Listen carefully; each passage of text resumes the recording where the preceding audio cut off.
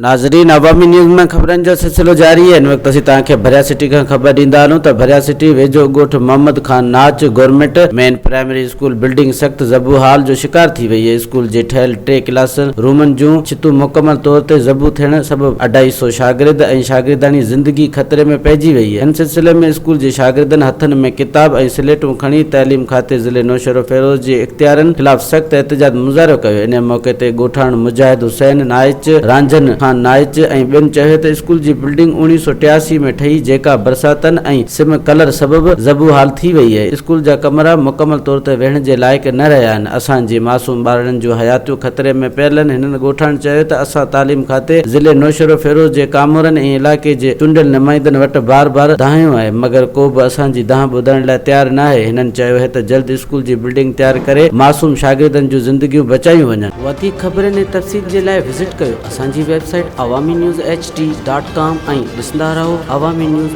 HD।